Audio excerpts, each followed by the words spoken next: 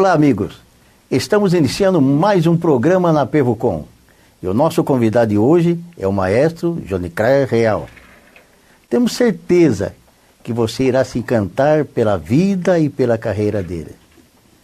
Seja bem-vindo, Jonicler. Muito obrigado, meu querido. Muito obrigado pelo convite. É uma honra imensa estar aqui com vocês, porque afinal todo mundo já passou por aqui e disse que delícia, que bate-papo gostoso. Chegou minha vez. Mas que bom. Eu fico feliz. Bom, nós que ficamos felizes de você ter aceito o nosso convite. Muito obrigado.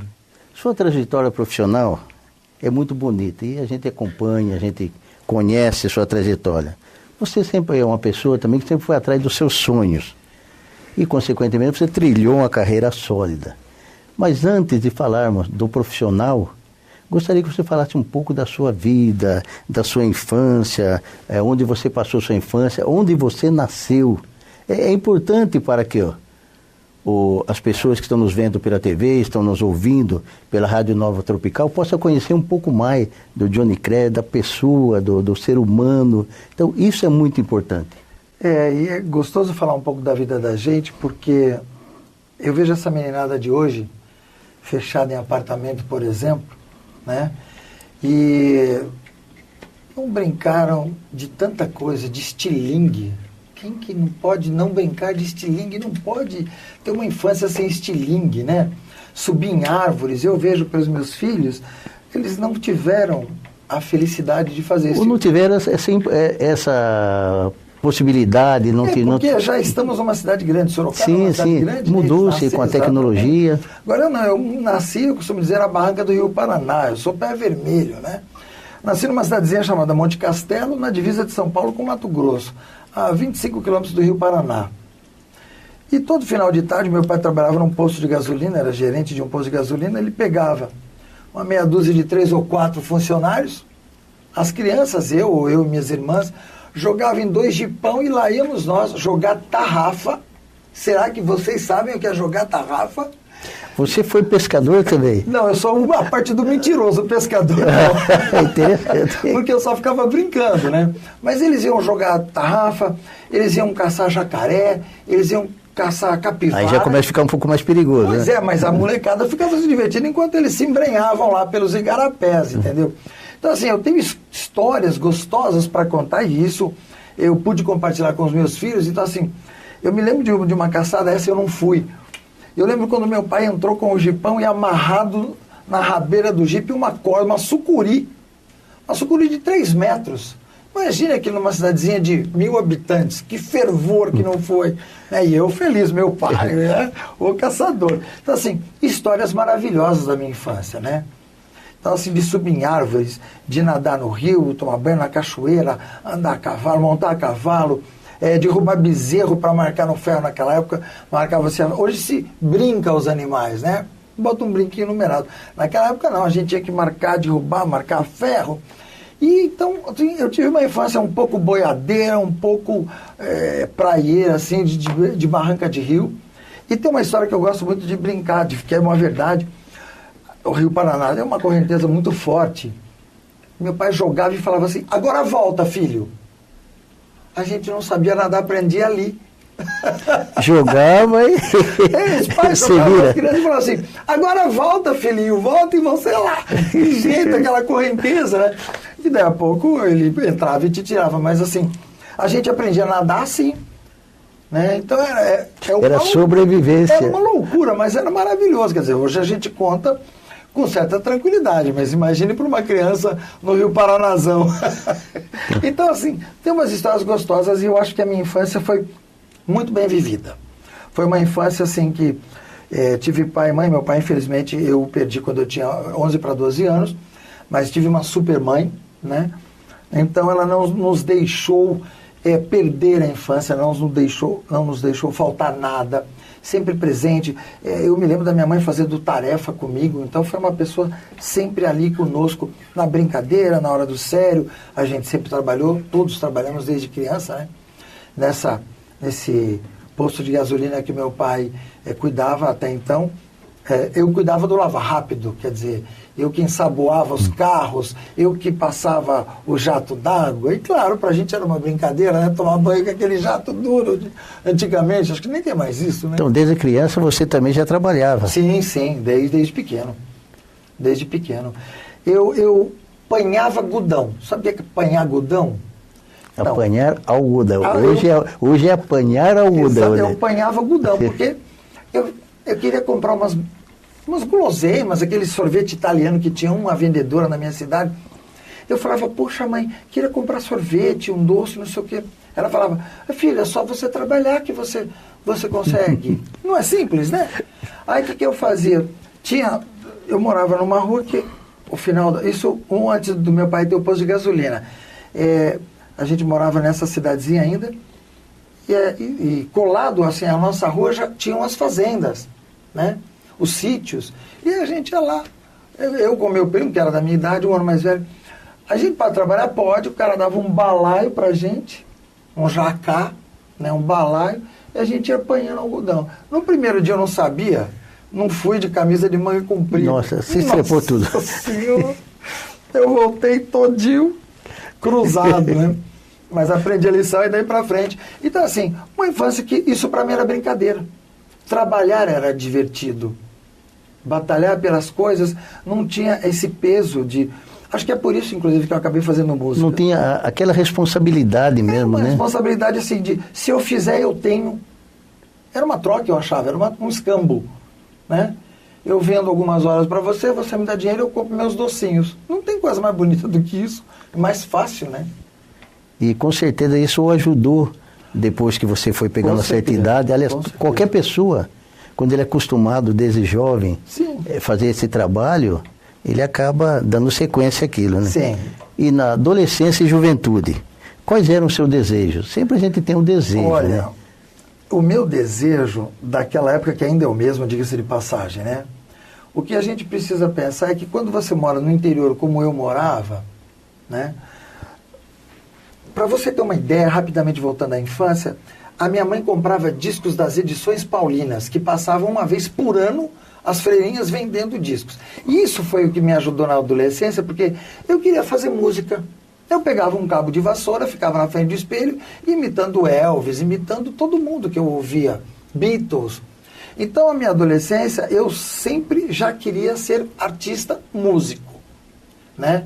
Então, eu queria tocar alguma coisa, eu queria cantar, eu queria ter prestígio. Então, isso foi um caminho que começou na minha adolescência, assim, já embasado em tudo aquilo que eu ouvia. Eu ouvia Zílio Zalo, Zico e Zeca, Tião Carreiro e Pardinho, Belmonte e Amaraí, a sertaneja de verdade, raiz mesmo. Você pegou esse tempo, então. Opa, eu canto muito dessas coisas, inclusive. Verdade. Opa! Tião Carreiro é meu preferido, né? Tião Carreiro e Pardinho, a minha infância toda e adolescência. Eu, ao mesmo tempo que eu ouvia Beatles, Alice Cooper, Led Zeppelin, eu ouvia Tião Carreiro e Pardinho sem o menor problema, né? Então, assim, eu me espelhava nas boas músicas, né? Porque naquela época era muito difícil não ter uma boa música e um bom cantor principalmente. Então nós tínhamos grandes vozes na minha infância, né? Você tinha Timóteo, Nelson Ned, Aguinaldo Raiol, então assim, grandes nomes com grandes vozes, então isso me encantava. E na sua época era rádio só, né? Nessa época era rádio, né? Era o rádio e a gente... Você já tinha televisão. Os LPs, né? Como eu disse, as freiras iam uma vez por ano e vendiam não só as coisas das edições paulinas. Então você tinha um ano para estar cantando ou tocando aquelas músicas. Tudo. Então isso chegava a gravar mesmo. Você sabe que o Pedro Bento, Zé da Estrada e Celinho foram fazer uma apresentação no circo da nossa cidade. E a única casa que tinha geladeira... Celinho era sanfoneiro, né? Sanfoneiro. Exatamente, é o trio maravilhoso. A única casa que tinha geladeira e rádio na cidade era minha. Meus pais tinham isso. Então terminou o show, meu pai e minha mãe foram lá e convidaram eles para tomar uma cerveja gelada em casa. Imagine que honra. E imagine a minha frustração, que quando nós chegamos em casa, os três estávamos lá, eu e minhas 2 irmãs, minha mãe disse, os 3 para o quarto. Como assim, mãe? Você não está entendendo. A gente adorava os caras, né? E aí ele ainda fez, o Pedro Bento fez uma brincadeira assim, é nessa caixa de AB que vocês ouvem nós? Que aquela parecia realmente um diário, né? Era. E, quer dizer assim, umas histórias gostosas, né? De infância, de adolescência, né? Sempre ouvindo coisas, sempre juntando informações. Acho que esse foi o maior legado da minha adolescência. Então, e na sua família, mas pelo que eu estou vendo aqui, quem te inspirou a seguir carreira ligada à música? Sem contar o cabo de vassoura que você já fazia, e os próprios LPs que você ouvia. Sim. Mas de onde você tirou essa inspiração, o que fez com que você seguisse carreira? Sabe, eu não tive nenhum músico na família. Segundo a árvore genealógica da minha mãe e do meu pai, nunca ninguém tocou um instrumento. Não é ninguém tocar, tocou, botou a mão no instrumento. Eu, na verdade, eu dou esse louro para um grande amigo meu. Foi amigo meu depois de crescer, mas eu era uma criança, ele já era mocinho. E ele tocava violão na minha cidade natal. Então, toda festa ele tocava, todo lugar que a gente ia ele tocava. E ele, o fundo do meu quintal, essa é uma história que eu gosto de contar sempre, dava com a horta do hotel que a avó dele tinha. Então, nos finais de tarde, ele ia regar com o regador toda aquela horta, que era metade de um quarteirão, para você ter uma ideia, Aristides. Um negócio imenso, né? E eu subia no muro da minha casa e ficava vendo ele cantar. Ele tinha uma belíssima voz. E aquilo me encantava. Então, assim, da mesma forma que eu via Beatles, mas era longe, eu tinha o Vadão, meu mestre ali, cantando do meu lado.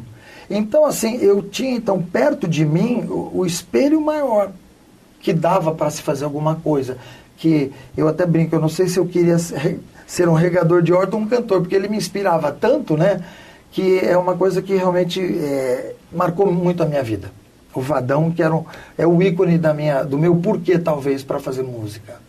Então você se inspirou nele? No Vadão, com certeza. Mas em que momento você tomou a decisão mesmo de que você viveria da música? Você falou, eu quero realmente ser músico. Então, você vê como mãe é um negócio importante na vida da gente, né? Então, não tenho dúvida. Eu fazia cursinho para medicina em São Paulo, nessa época, e cantava num grupo de música autoral de MPB. Um grupo bom, muito bom. Isso você tinha quantos anos nessa época? Eu tinha 18 anos. 18 anos. 18 anos. E nós participamos do primeiro festival do Sindicato dos Bancários em São Paulo. E o nosso grupo conseguiu pôr 2 músicas dentre as 12 classificadas. Então faríamos um LP com as 12 primeiros lugares. E nós fizemos. E tivemos a felicidade de gravarmos o nosso LP no estúdio do Sai Guarabira. Então, imagine, a gente ia lá gravar de madrugada, porque é mais barato, né? A gente pagava o valor menor, os estúdios custam mais barato nessas horas. E a gente está lá gravando, e o Sai Guarabira na janelinha. Nossa, vendo a gente tocar, vendo a gente cantar. Não teve dúvida, terminamos de gravar uma parte, né? Que ainda tinha muita coisa para fazer. E aí a gente, olha, nós temos uma música para vocês. E realmente o nosso conjunto tinha composto uma música para eles.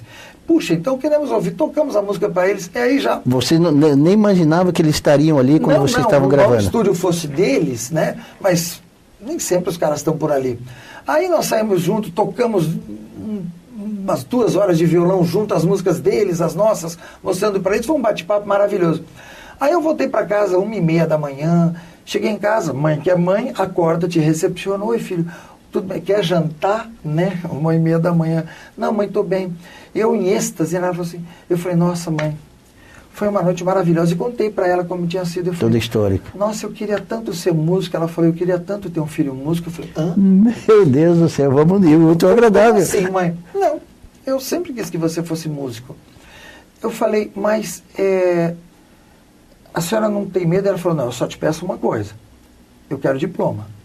Eu quero um músico com diploma. Você pode tocar em bares, você pode tocar em boteco, você pode fazer o que você quiser.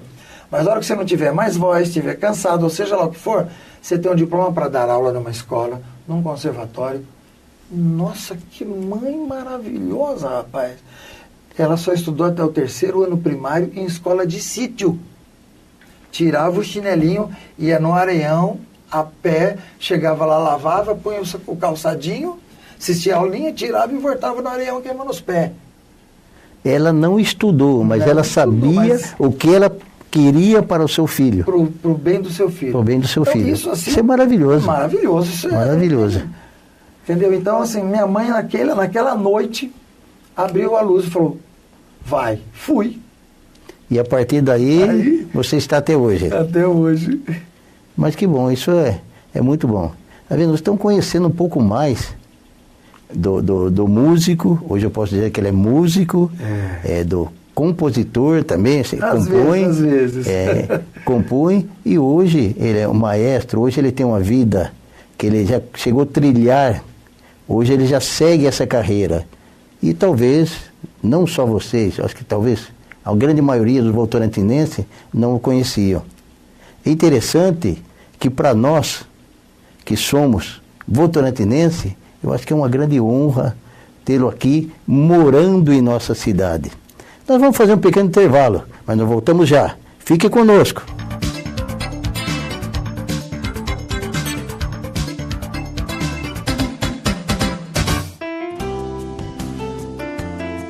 Uma das novidades do turismo da Apevo em 2018 foi a cidade de Araxá, em Minas Gerais. Os turistas se hospedaram no Tauá Grande Hotel, um dos mais famosos do país e conhecido como o maior castelo brasileiro. Além de desfrutarem momentos de lazer e descanso, conheceram a culinária mineira e dançaram ao som de músicas ao vivo em 2 bailes temáticos preparados pelo hotel. Turismo da Apevo. Viaje conosco. Ligue 3243-2410, 3353-8080 ou 99605-6384.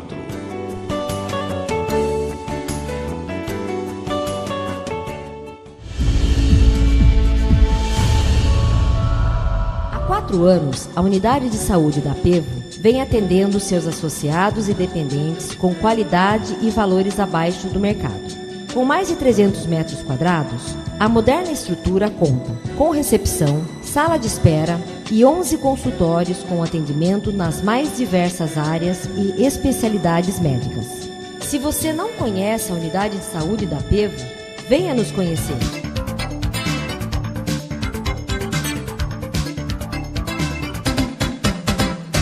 Estamos de volta com o nosso convidado, o maestro Johnny Cré Real.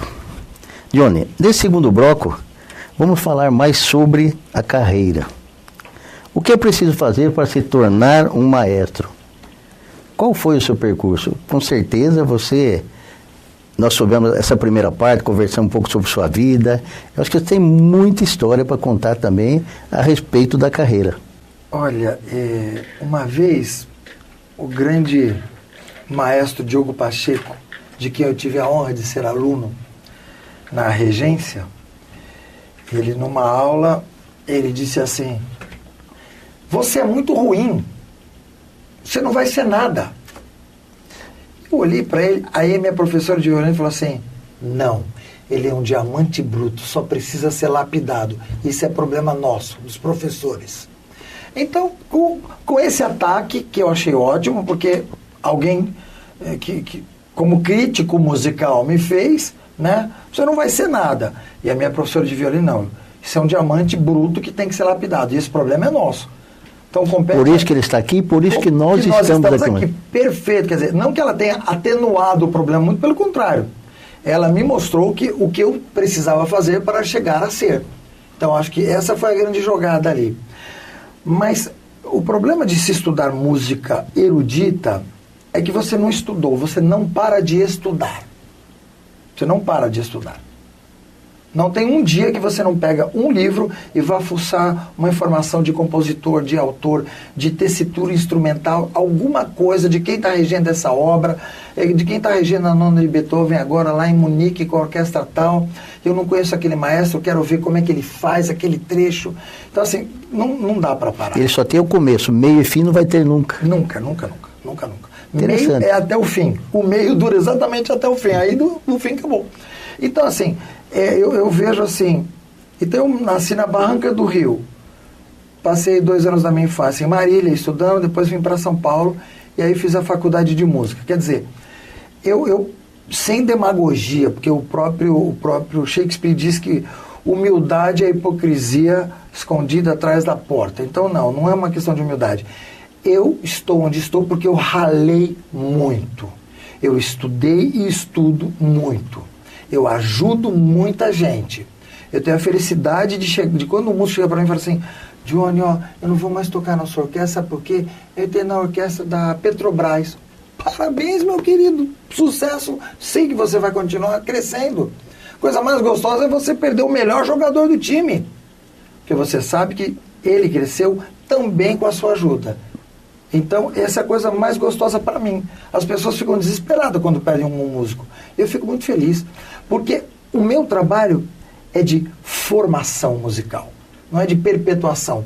Claro que se eu um dia tivesse a glória, a honra de reger a OSESP, que é a maior orquestra e melhor do Brasil, seria muito fácil. Abaixa o braço, os caras tocam tudo certo. Eu ia fazer papel de tic-tac, tic-tac, de um relógio. Entendeu? Não tem o que falar, não tem o que pedir para os caras. Agora, pega uma orquestra de crianças, de iniciantes. O cara com 73 anos de idade que começou a estudar clarinete e trabalha com o pesado que a cabeça do dedo esbarra na nota do lado. Faz esse cara tocar direitinho. Essa é a mágica. Então, essa parte que eu gosto, da parte educacional da orquestra. Então, eu fico muito feliz.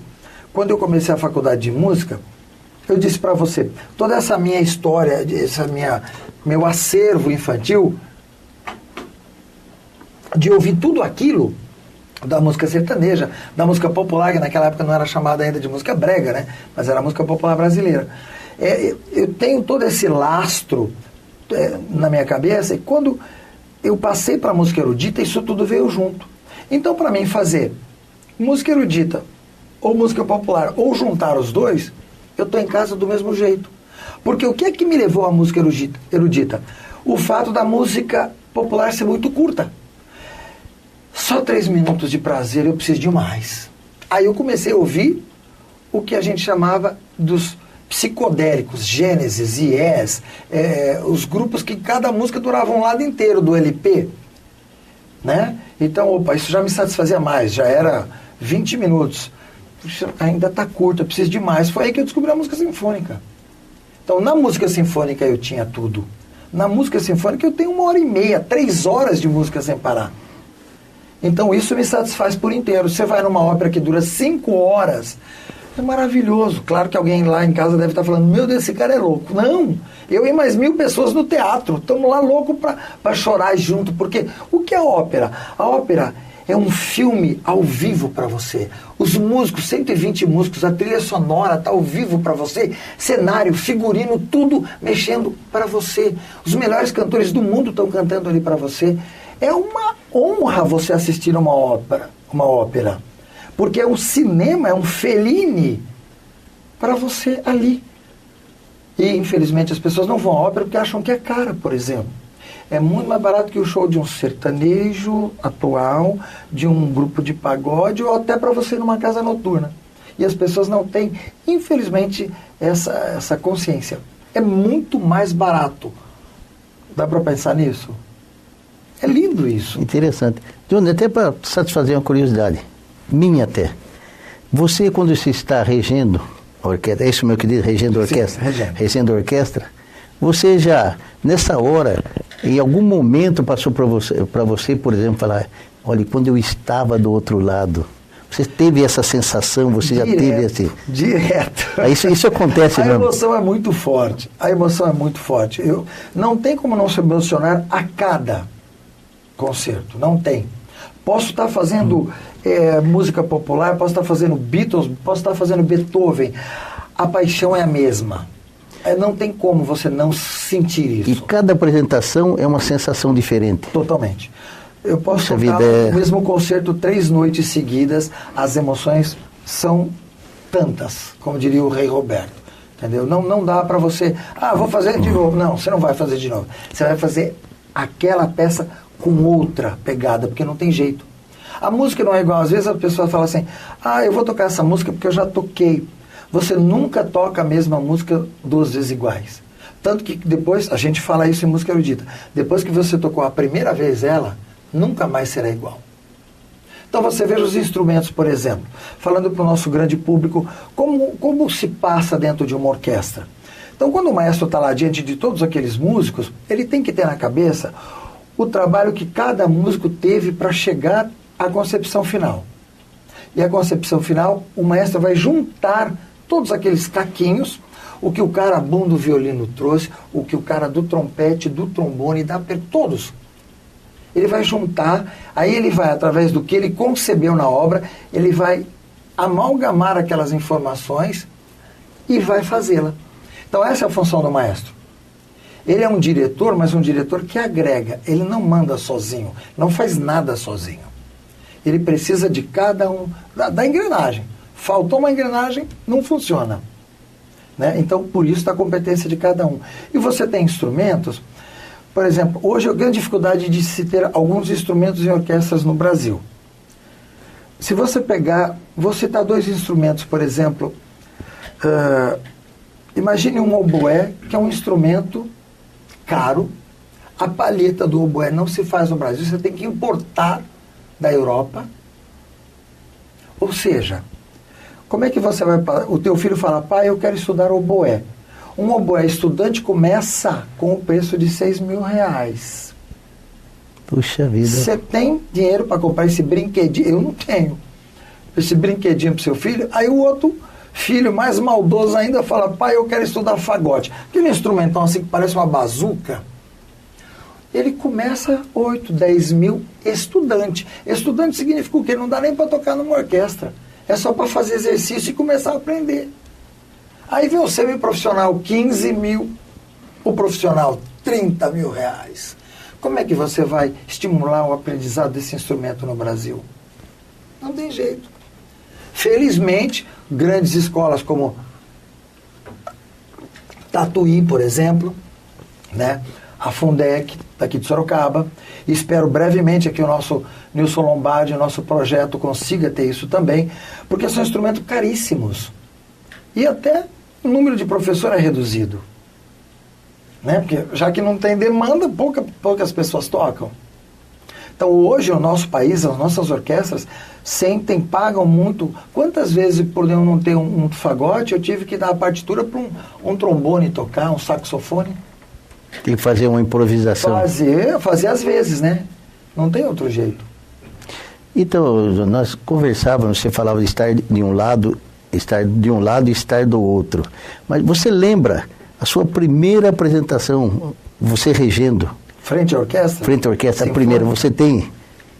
É uma coisa que é algo inesquecível para você? Olha, eu vou ser honesto para você, meu querido Aristides. É o seguinte, eu comecei de uma maneira muito diferente. Eu comecei cantando no Coral Bacarelli, em São Paulo, como cantor.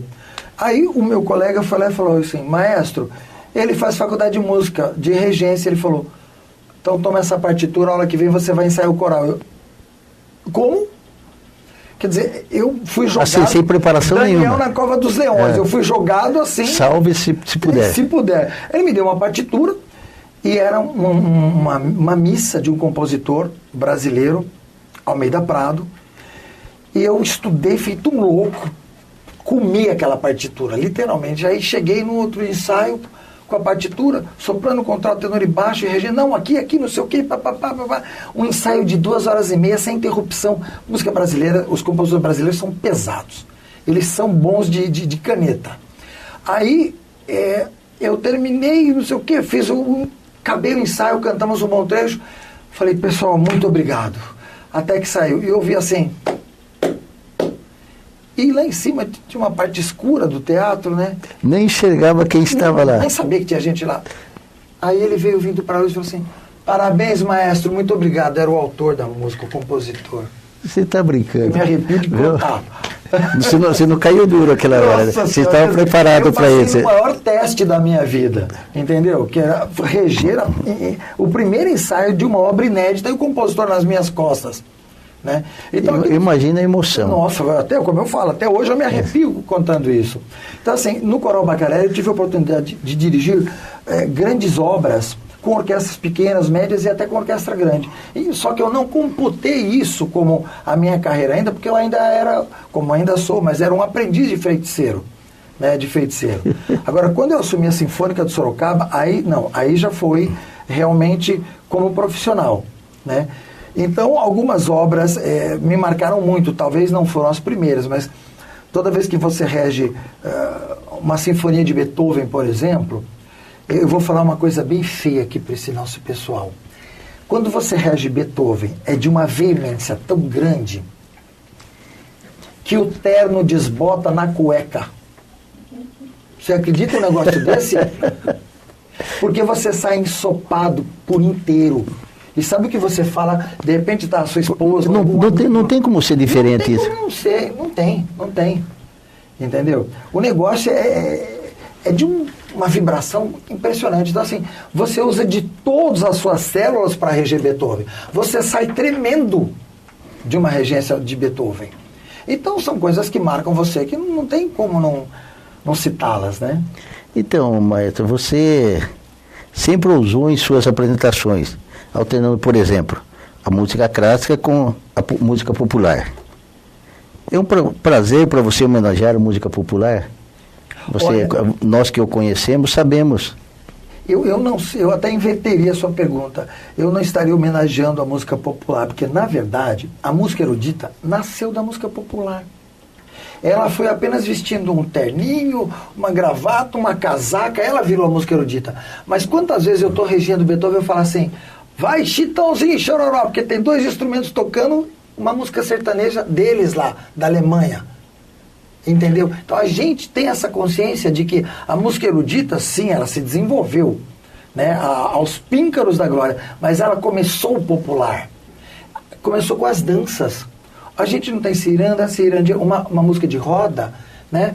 Muitas sinfonias são tirados de cirandas infantis, na França, na Alemanha, na Itália. E daí você já consegue alternar? Então, para mim fazer hoje, como eu fui o primeiro, pelo menos em nossa região que eu saiba, a ter feito flamenco sinfônico, o pessoal da Sala Tablado dançou com a nossa orquestra. Eu fiz rock sinfônico, eu fiz pop sinfônico, pegando os cantores da noite de Sorocaba e região, cantando desde de Roberto Carlos, a Chitãozinho, Chororó, enfim, um pouco de tudo.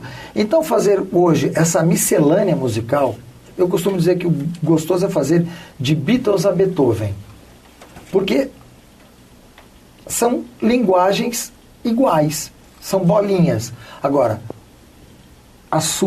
o seu know-how, o seu conhecimento é que vai fazer aquele Beethoven ser um clássico e esse Beatles se transformar num clássico.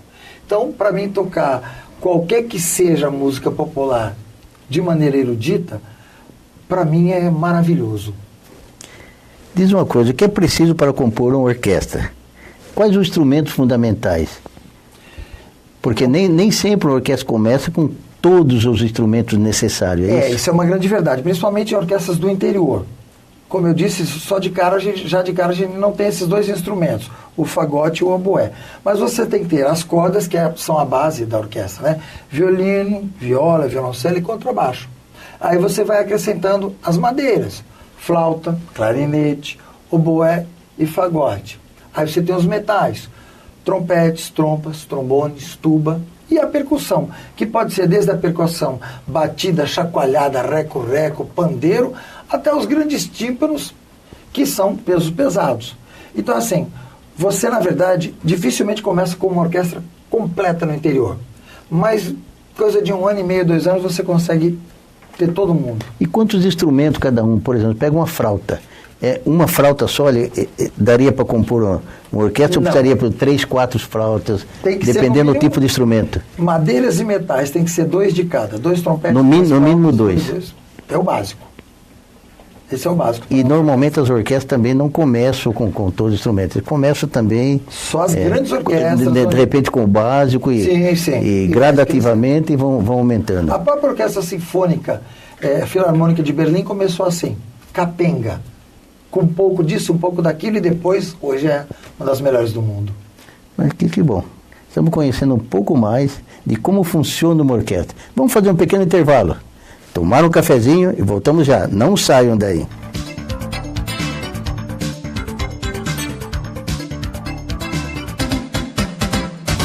Entre os benefícios oferecidos pela Apevo aos seus associados, há 7 anos a associação dispõe de 6 apartamentos completos na cidade de Ilha Comprida, no litoral sul de São Paulo.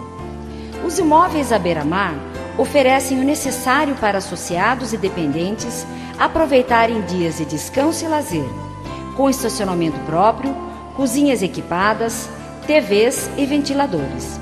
Informações no Departamento de Turismo, 3353 8080.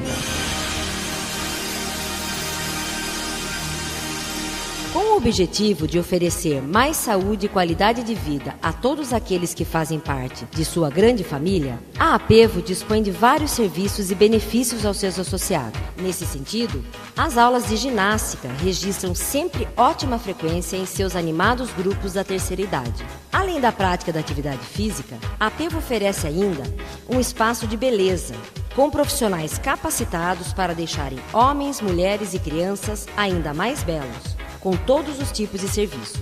Conheça as aulas de ginástica e o salão de beleza da Apevo.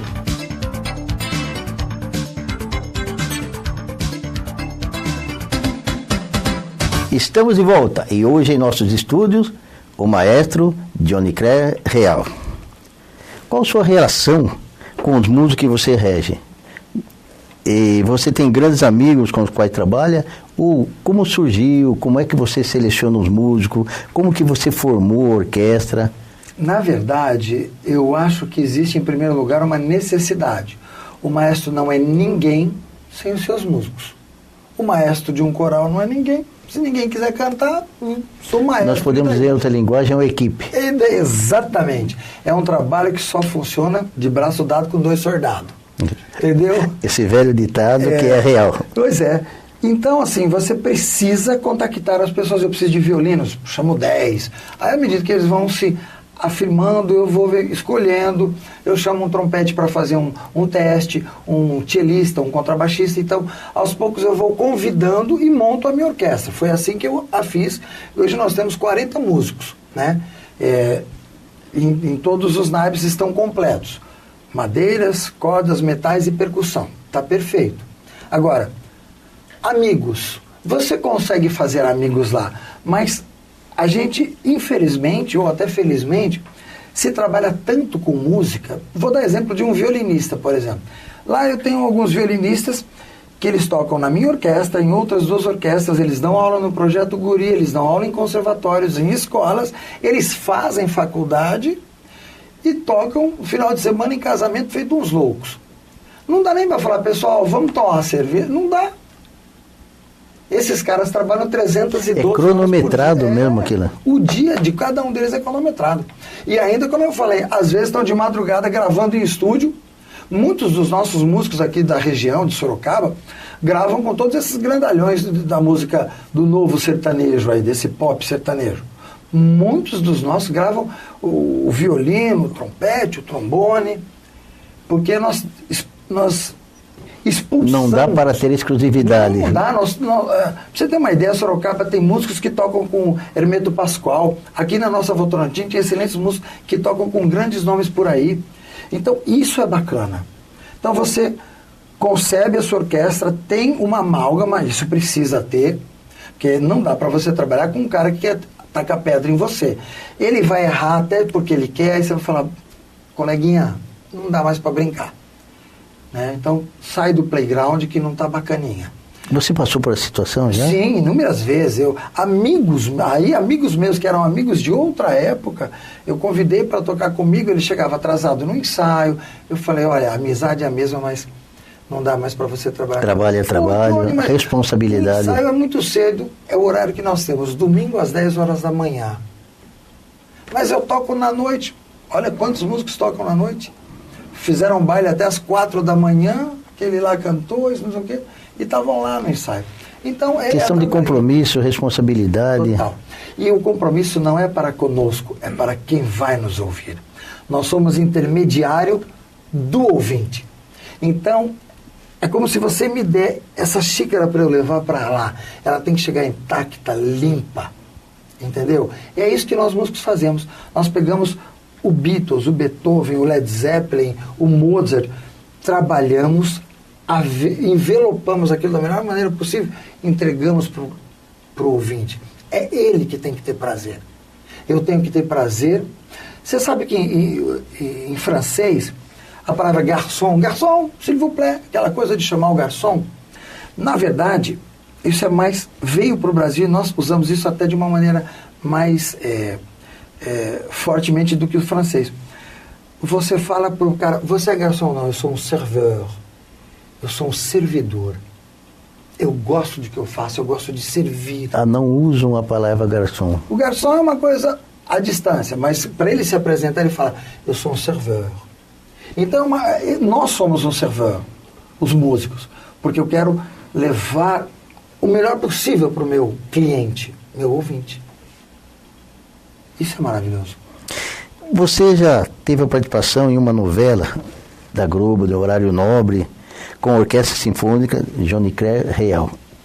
Nossa apresentação se deveu ao seguinte, a Uniesp, as faculdades Uniesp, queriam ter uma orquestra, mas falaram, nossa, é muito caro. Eu falei, então você subloca a minha orquestra, a Orquestra Johnny Clare Real, e quando você tiver apresentações, eu toco como Orquestra Uniesp. Quando você não tiver, eu toco como Orquestra Johnny Clare Real. Aí me ligou a produção da Globo dizendo que nós íamos tocar na novela Em Família. Eu falei, nossa, que bacana. Aí quanto tempo? Vocês vão tocar um tempão. Aí eu comecei a fazer um repertório quilométrico. Aí 2 semanas depois o cara me liga e fala, não, vocês vão ter 30 segundos de aparição. Né? Você já havia preparado tudo. Nossa, ia dar um concerto inteiro, mas tudo bem.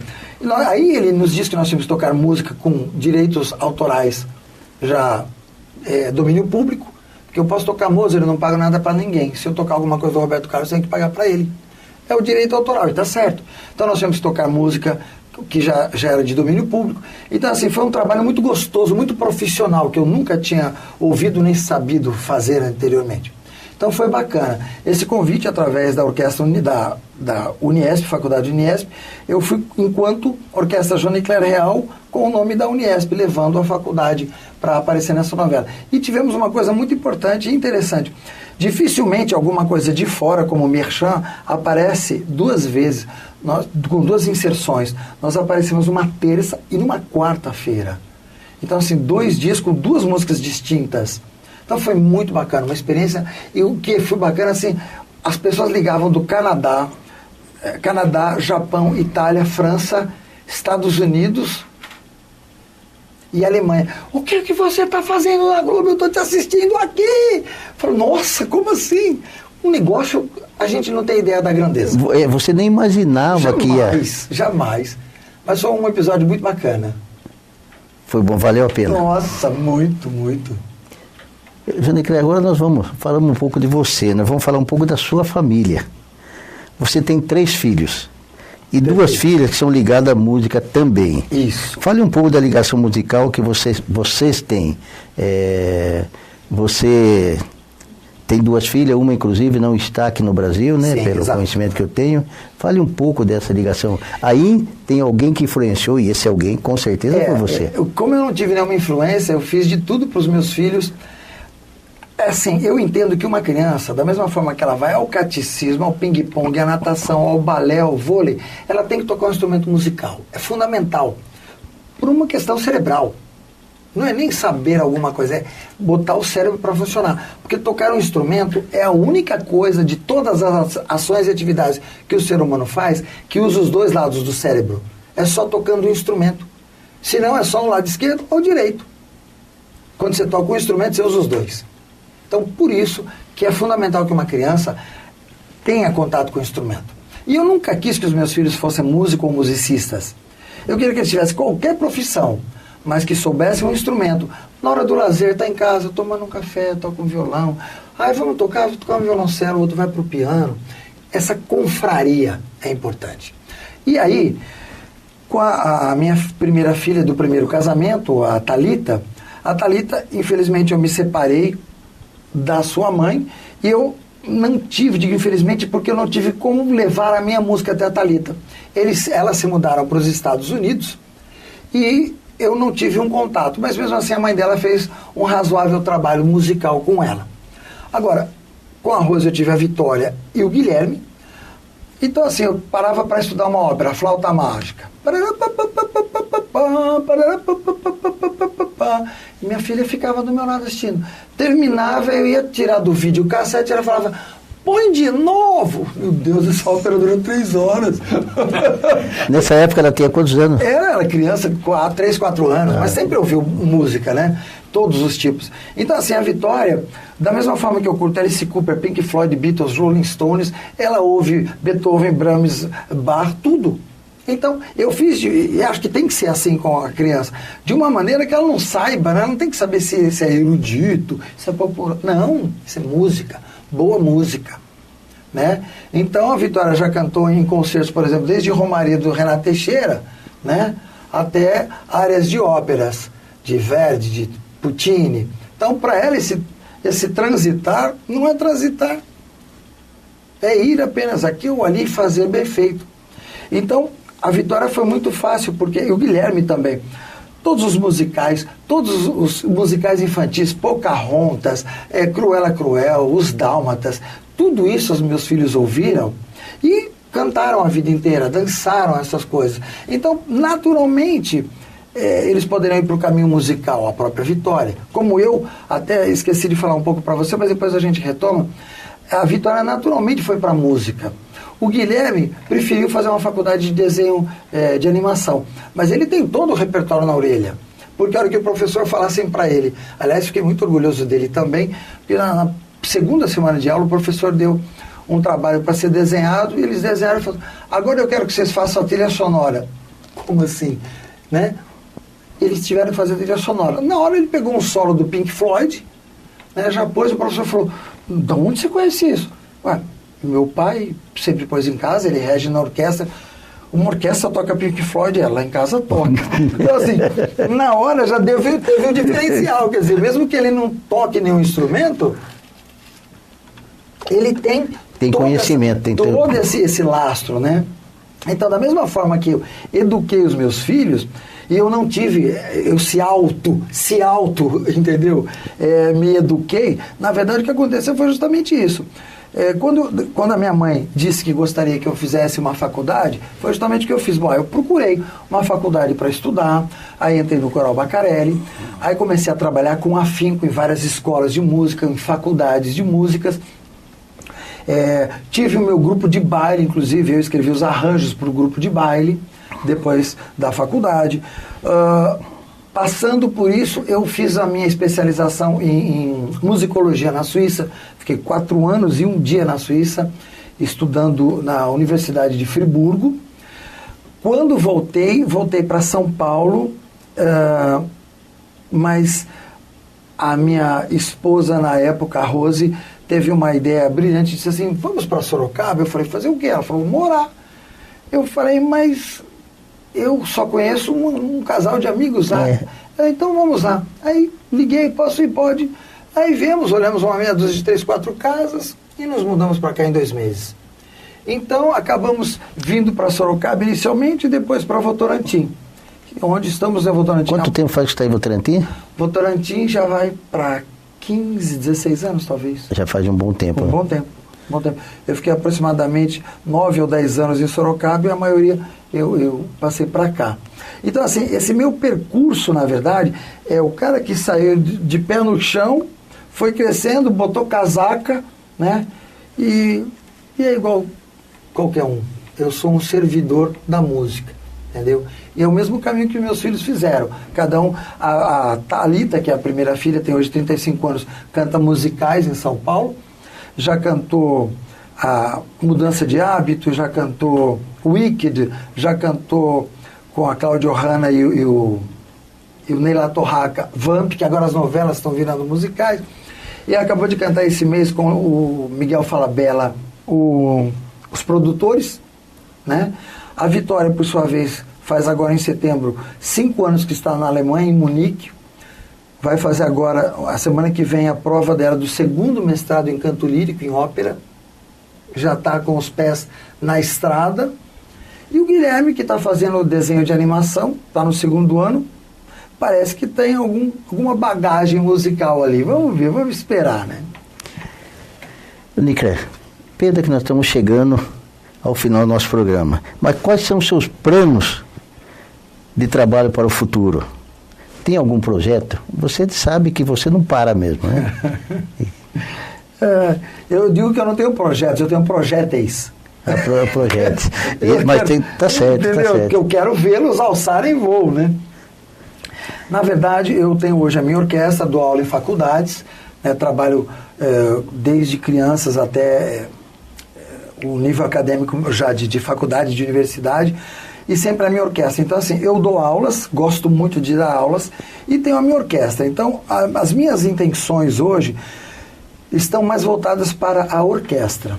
Então, eu quero muito fazer algumas coisas com grandes cantores. Já estou, na verdade, em contato com Renato Teixeira, com Christian, da dupla Christian Ralph.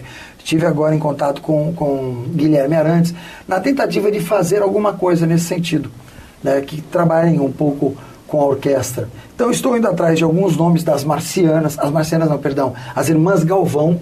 A gente também está... Quem não conhece as Irmãs Galvão? Então, veja, eu falo das Irmãs Galvão, do Renato Teixeira, do Guilherme, como se fosse um pianista, um cara, né, da música erudita, porque são ícones da nossa música. Não perde nada para ninguém, né? Não deve nada para ninguém. Então, assim, hoje os meus projetos são focar nessa orquestra, arrebanhar nomes e fazer grandes eventos que eu acho que cabem na nossa cidade, na nossa região. Fala, até nós tivemos a oportunidade de cruzarmos na ida para São Paulo. Sim. Você me disse que está trabalhando em São Paulo. Você está fazendo que trabalho em São Paulo? Justamente, eu dou aula nessa faculdade Uniesp. Eu dou aula às segundas e quintas-feiras, que foi numa dessas datas que nós nos encontramos. Lá eu tenho um pequeno coral e uma pequena orquestra que eu estou montando. Naqueles modos que eu falei para você.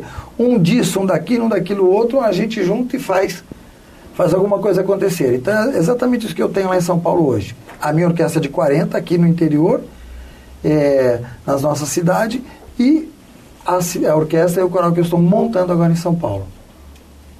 Muito bem.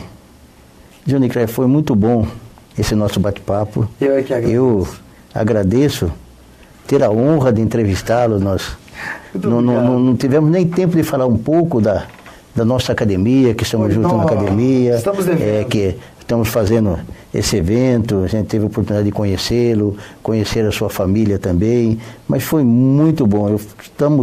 Nossa equipe toda está imensamente feliz você ter aceitado estar aqui conosco, falar um pouco mais da sua vida, um pouco mais do seu trabalho.